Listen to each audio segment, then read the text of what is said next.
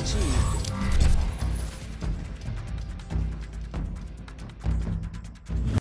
Welcome back to Kamikaze Overdrive MMA Predictions. As always, I am your host, Scott Johnson, and on this special double episode of the show, we're breaking down not one but two upcoming UFC events. The first will take place on November 6th, which is a Wednesday night. It's the third installment of the Fight for the Troops event. There'll be 5 main card fights, and I'll be giving you my predictions for all those 5 fights. I'll do those first 5 at the beginning of the show. Following up on November 9th, which is the Saturday, we have UFC Fight Night 32, which will take place in Brazil and feature the Pride 32 rematch of Dan Henderson versus Vitor Belfort. Should be a fantastic card. There are 6 fights on that main card. I'll be breaking that down as well. All of my preliminary picks for both events will be set up over the next coming days on the website, so please check them out. Also, the Kamikaze Overdrive Prediction Tournament will finally come to an end with the Fight for the Troops event. It's the final event, and Card of Canada will go into it, leading Maestro V of the United States by 3 points. These guys are fantastic predictors, so make sure you check out their picks. They're usually posted earlier on fight day. Also, my bet packs. I'm coming off one of my worst bet packs in a long time. Overall, at UFC Fight Night 30, I went 5-6 with 1 no contest. It was just a very poor outing. I just did not have a good show. So we'll see how these bet packs turn out, and we'll hopefully still consider investing $10. I've done very well of late. And obviously you don't win every time, that's why it's called gambling. Nonetheless, I'm still putting a lot of work in. There's a ton of value and a ton of opportunities here with these 2 events. And I'm going to do my best to make sure I put money back in your pocket and make up for the last show. So that's all I can say. We have a ton of fights. I'm going to try and keep all my predictions a little bit short, but I'm still putting all the same work in. Let's get to the first set of predictions for the Fight for the Troops 3. So we kick things off in the UFC's 155-pound division in a matchup of Ultimate Fighter Tournament champions as 6-2-0 Colton Smith, who will be what is the military facet of this matchup, battling Michael Maverick Chiesa 9-1-0. Now, as I said, both guys are tough champions. Chiesa won it at 155. Smith won as a welterweight and is dropping down to 155, making his debut here. He's coming off a loss to another tough champion, tough smashes champ, Robert Whittaker, which was he was knocked out in that fight. And I said he's making his 155-pound debut, and he went 1-1 in the UFC at 170. So we'll see how he can adjust to the lighter weight class. But despite coming down from Smith coming down from 170, Chiesa's going to have a 4.5-inch reach advantage and a 1-inch height advantage. So some good length on Maverick's side in this matchup. He's also going to have significant experience advantage with 10 pro fights at just 5 for Smith, and he's got a 3-2 edge in UFC fights as well. Both guys are grappling-based fighters and are working to round out their striking. Chiesa's a BJJ purple belt. 7 of his 9 wins have come by submission. Smith also a purple belt with 2 of his 3 wins by submission, and we saw him absolutely dominate opponents on the mat with his grappling game. Now, both guys have decent takedown numbers, but the sample size that we're drawing from is too small to really mention the statistics. I felt Smith really struggled in his last fight without the grappling to rely upon, and that's a big factor in his fights. Chiesa, his striking is certainly improving. He uses his reach much better. We saw him drop Jorge Masvidal, and that's not an easy task. He takes some big shots, and he will get cracked on the feet, but I don't think Smith has the tools to exploit this, especially if he can't get inside the range. Chiesa, he overpowered a very strong Anton Cuevana on the mat, and I thought that was very impressive. And he almost tapped Masvidal, and that shows how good and how crafty he is. We saw him catch Ali Aquinta as well in the tournament finals. That's very impressive as far as I'm concerned. I expect to see Chiesa use his reach, likes to use that jab. He'll keep Smith on the outside, limiting his grappling success. I think Chiesa is going to be the better striker, and he will be a little bit more dangerous on the mat. So my prediction is Michael Chiesa to defeat Colton Smith. I've got him by submission.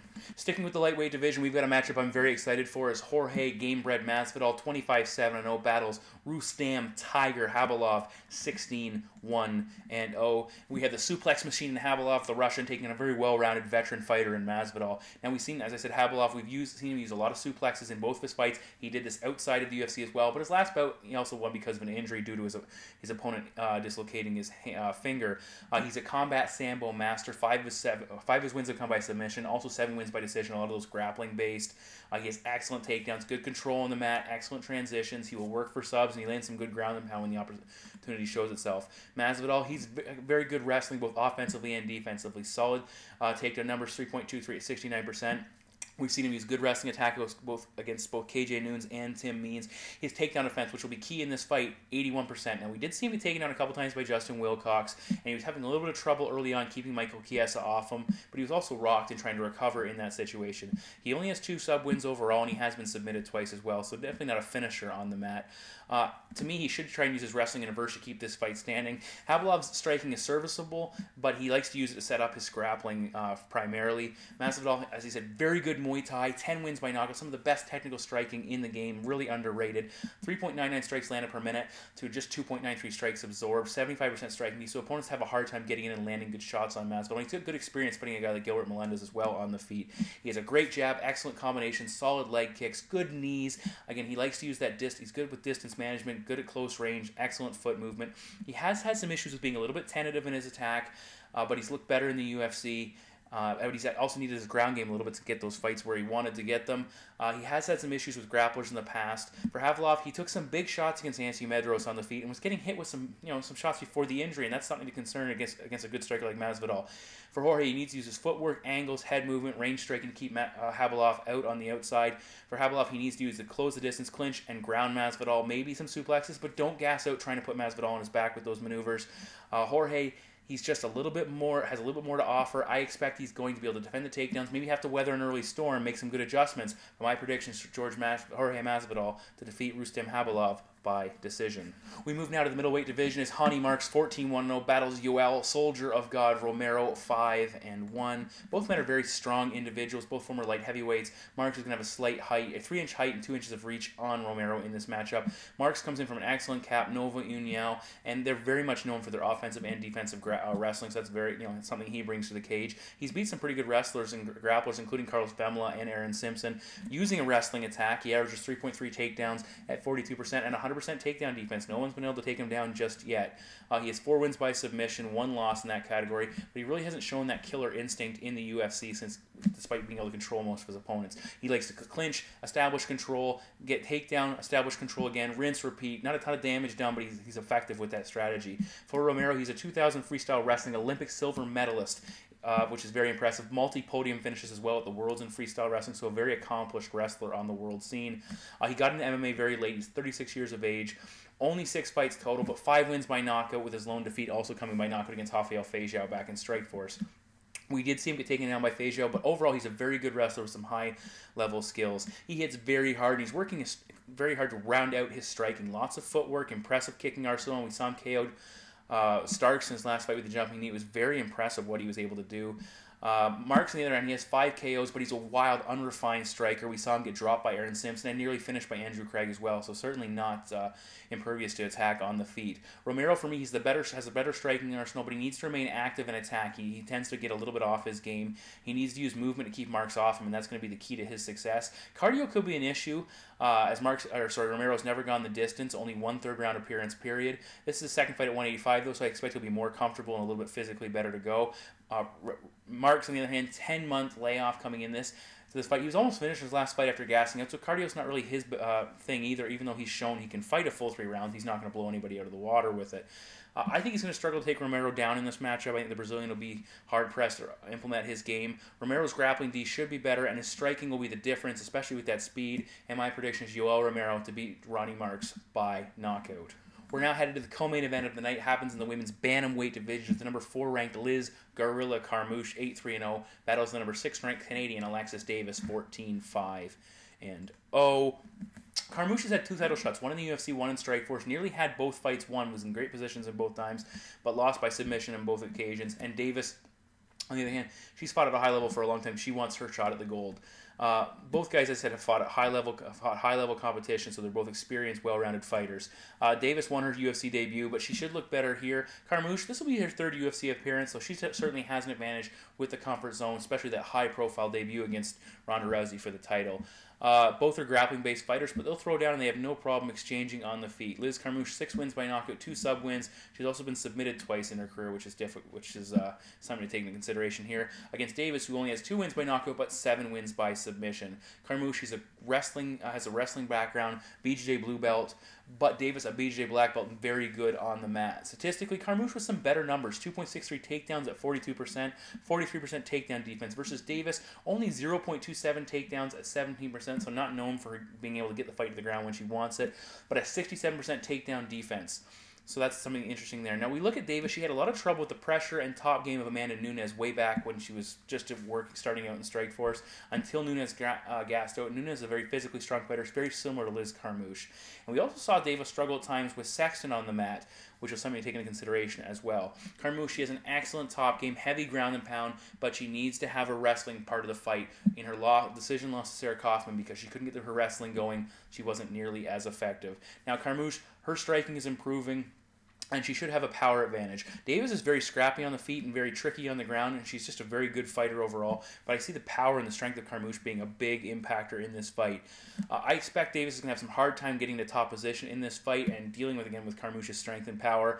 And I thought she was getting tired and worn down with the scrambles of Rosie Sexton, and I think she'll have a similar effect with the equally sized Carmouche in this fight. So my prediction is Liz Carmouche to defeat Alexis Davis. I'll take Carmouche by decision.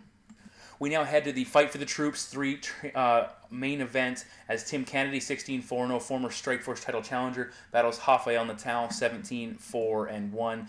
Natal filling in a short replacement for Lyoto Machida, who took an opportunity to fight Mark Munoz at the Manchester event. Kennedy, on the other hand, he's going to be very amped up to be fighting in front of his fellow military men and women, so I think he'll be very jacked for this fight. Both guys come from solid grappling backgrounds. Natal's a BJJ black belt, 8 wins by submission. His numbers are impressive: 2.68 takedowns at 41%, 78% takedown defense, and he has put up some big takedown numbers in his past en route to victory. He has excellent transitions, good sweeps off the bottom. We saw that against Tortrang, and he's good overall on the ground. Kennedy, on the other hand, uses that wrestling. He's also a black belt in what he refers to as Japanese Jiu-Jitsu, 8 wins by submission, 2.6 takedowns at 36%, and a 77% takedown defense. So also very well-rounded, very capable on the mat. He had 3 submission wins in Strikeforce, and he went to the ground with Roger Gracie in his debut, and he had some success, but again, after Roger was extremely tired. 2 big questions. Is Kennedy technical enough to deal with Natal on the ground? Secondly, will their grappling skills cancel each other out and turn this into a striking-based fight?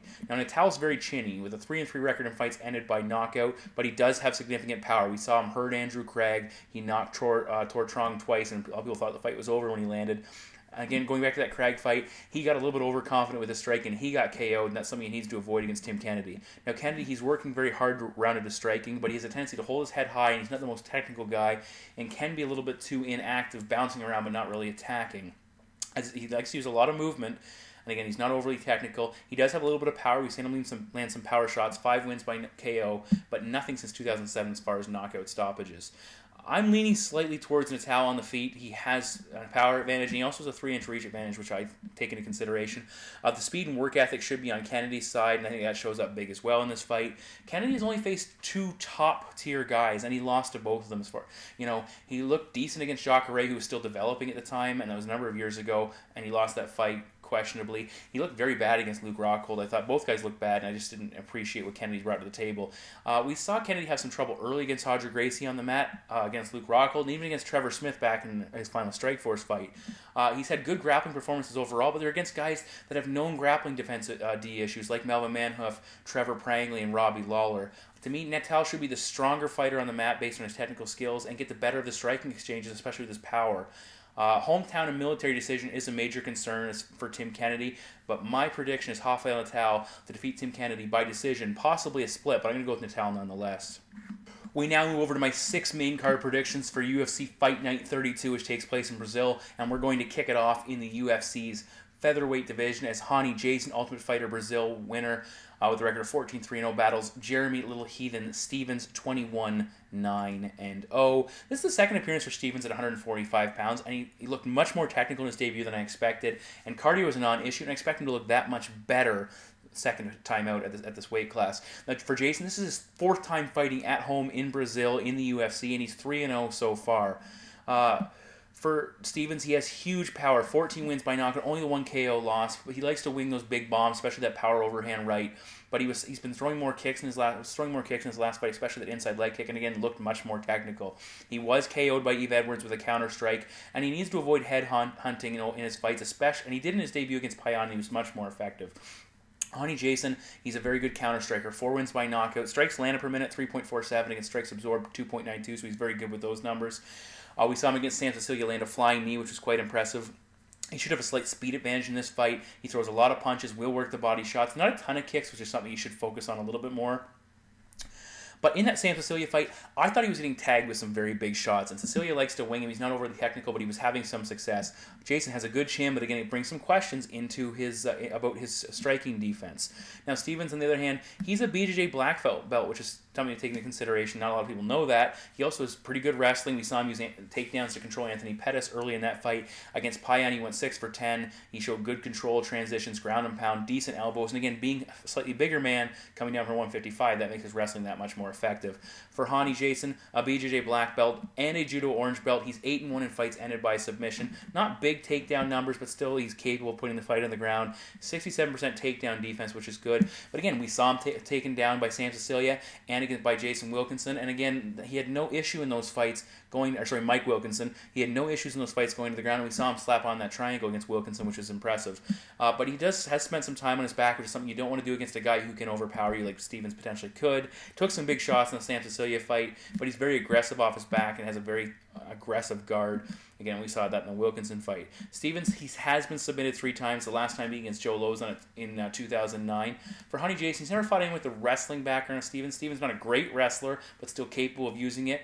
And again, to me, he seemed to be slowing from the pace in the Sam Cecilia fight. For me, Jeremy Stevens has big power, and I think he's going to do some damage with his hands, and at the rate Cecilia was landing on Jason, I think that's going to be a big issue. Again, there's that Brazilian factor to take into consideration, but I'm going to take Jeremy Stevens in what I think will be a little bit of an upset to defeat Hani Jason by TKO. We move now to the UFC's middleweight division as Santiago Ponzinibbio, I don't know how to say that correctly, battles Ryan LaFlare. LaFlare 8-0, and his opponent, the Argentinian, with a record of 18-1-0. Now, as I said, for Santiago, this is his official UFC debut. He was a tournament finalist in the second season of The Ultimate Fighter for Brazil, but an injury cost him a trip to the finals. The man he defeated in the semifinals went on to win the tournament, so many feel he is the rightful tournament winner. He hasn't fought pro since the summer of 2012, so a little bit of a layoff there, overcoming that injury and taking time off to be on The Ultimate Fighter. But he has a significant experience advantage at 19 fights to 8.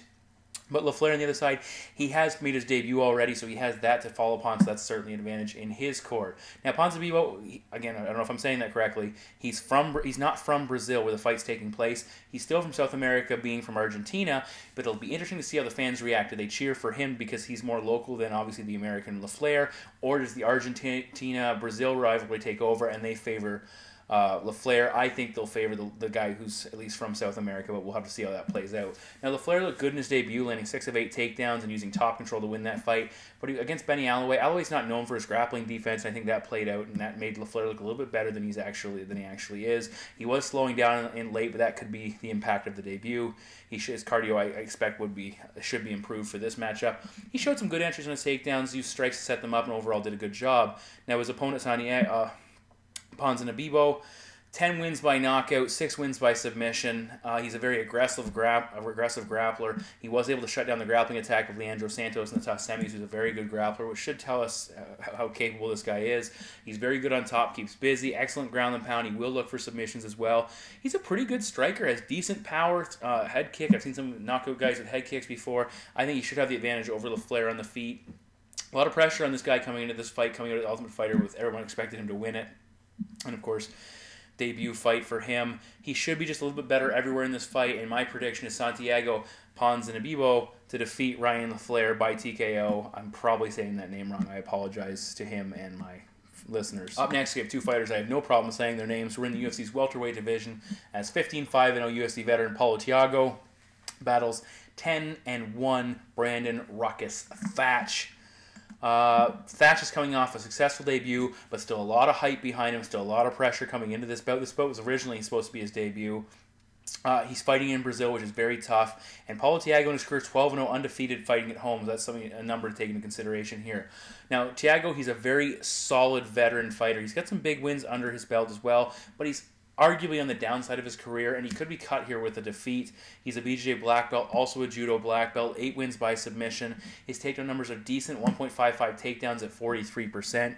He does have good power, but not great technique. He likes to swing a little bit wild, and we'll see how that plays out against a very crafty Brandon Thatch. He's been beaten in various ways in his career. We saw him get KO'd by Sierra Baharzada We also saw him get grounded by Dong Young Kim's judo. He was outworked everywhere by Martin Kampmann and Diego Sanchez in those defeats. So there's not just one key to beating Paulo Thiago. There's multiple ways he can be defeated. For Brandon Thatch, big knockout power, 7 KOs. He's a devastating kickboxer. Excellent hands, elbows, knees, kicks. Very good in the clinch. Lots of weapons to call upon on the feet. But this is a big step up in competition for the American, and it's a great test to see where he's at. He should have a cardio and speed should be on Thatch's side. He's working out of the Grudge Training Center in Denver, Colorado, so that should give him an altitude training advantage, give him that cardio edge there. We saw Paulo Thiago struggle with Prezeres' physicality in his last fight, who's a natural 155er. I think Thatch should be able to push him around like he saw against Justin Edwards in his debut. Thatch needs to avoid being careless with his attack and getting too aggressive and leading to some positional advantages for Paulo Thiago. But overall, I think the American's the better striker. He should be good enough to keep Thiago off the ground. So my prediction is Brandon Thatch to defeat Paulo Thiago by knockout. Going up the ladder to the light heavyweight division, Rafael Feijão Cavalcante, 11-4-0 with 1 no contest. The former Strikeforce heavyweight champion battles 25-10-0 with 1 no contest. Igor the Duke Prokraets. Both fighters are desperate for a win. Feijão was KO'd in his UFC debut, and Igor's 0-2-1 his last 3 fights, arguably 0-3 with a no contest. Sorry, that one was a no contest against Joey Beltran. Both guys have decent striking skills. Igor, 13 wins by knockout, but he's been knocked out 4 times in his career, including getting KO'd by James DeHuna. Big numbers on his side. Strikes landed per minute 2.17 versus strikes absorbed 3.73. And you're facing big hitters, including like a guy like Feijão. You cannot afford to be getting hit more than you're landing. For Feijão, his numbers are slightly better. 3.17 strikes landed against 2.97 strikes absorbed. So at least he's doing more damage than he's absorbing. Feijão also big knockout numbers, 11 wins by knockout, but he's been KO'd 3 times as well. Mike Kyle stopped him.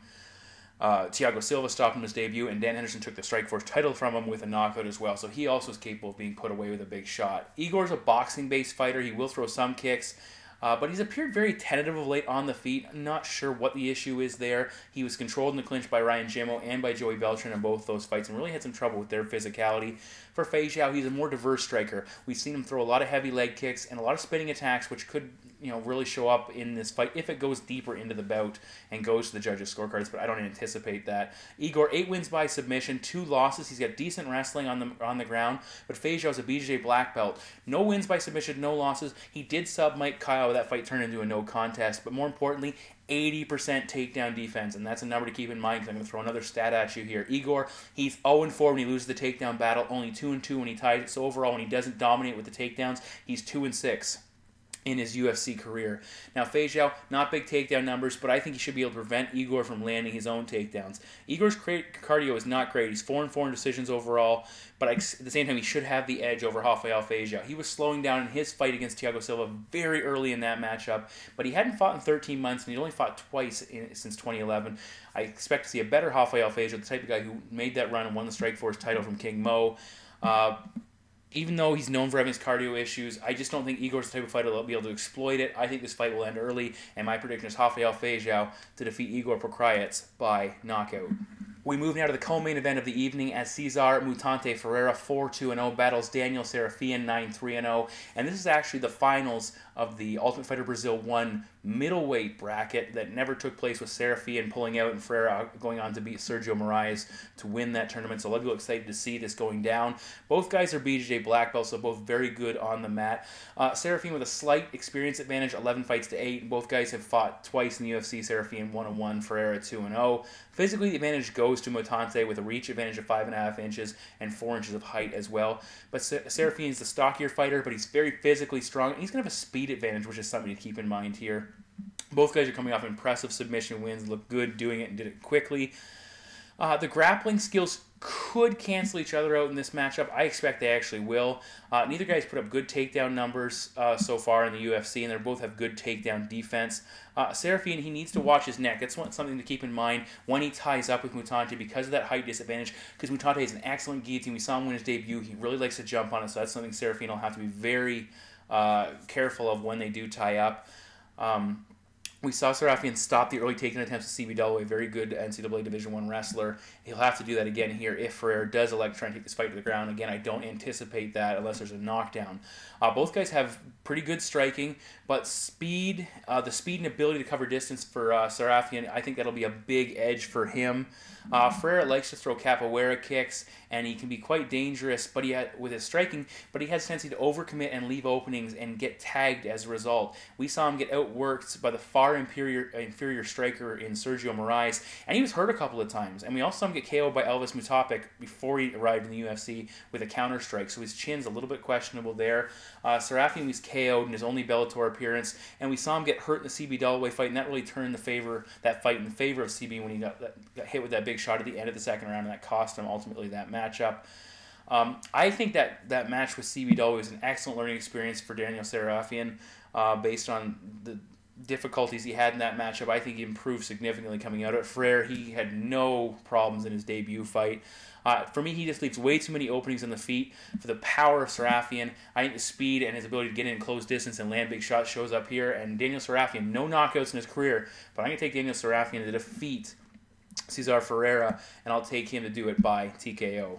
We head now to the main event of the evening, and this is going to be a fantastic fight in the light heavyweight division as Vitor, the Phenom Belfort, 23-10-0, battles the number 7 ranked Dan Henderson, 29-10-0. This is a rematch from Pride 32, in which Dan Henderson won by decision.